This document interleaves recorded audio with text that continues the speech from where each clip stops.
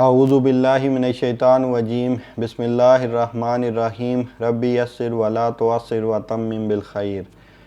آج میں جس موضوع پر بات کروں گا وہ ہے کہ جو ہوتا ہے اچھے کے لیے ہوتا ہے۔ ایک بہت بڑا بحری جہاز ڈوب جاتا ہے، اس میں سے صرف ایک ہی آدمی بچتا ہے۔ اب وہ کنارے پر تیر کر پہنچ جاتا ہے۔ کافی دن بیچارہ بھوکا پیاسا ساحل پر پڑا رہتا ہے۔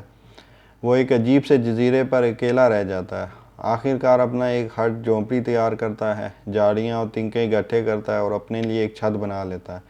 کافی دن اسی طرح اس جزیرے پر صبر کرتا رہتا ہے اور روز تھوڑے بہت پھل کھا کر گزارا کرتا چلا جاتا ہے کہ ایک دن جب وہ جنگل سے پھل لا رہا ہوتا ہے تو دیکھتا ہے کہ اس کی جو جھونپڑی ہے، ہٹ ہے، اس کو آگ لگی ہوئی ہے۔ وہ بہت دل برداشتہ ہوتا ہے اور سوچتا ہے کہ اے خدا، میرے ساتھ ایسا کیوں کر رہا ہے۔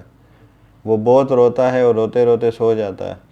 جب اس کی آنکھ کھلتی ہے تو دیکھتا ہے کہ ساحل پر ایک بڑا بحری جہاز کھڑا ہوا ہے۔ وہ بہت خوش ہوتا ہے اور اس کی طرف بھاگتا ہے۔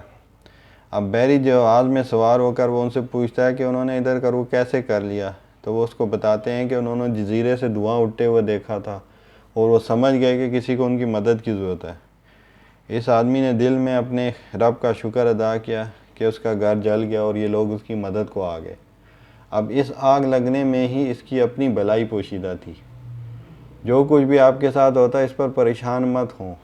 جب برا بھی ہو تو بھی اس میں کچھ بھلائی کا پہلو ضرور پوشیدہ ہوگا۔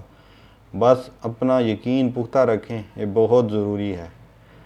بس ہر کام پر یہ سوچیں کہ جو ہوتا ہے اچھے کے لیے ہی ہوتا ہے۔ وآخر دعوانا الحمدللہ رب العالمین۔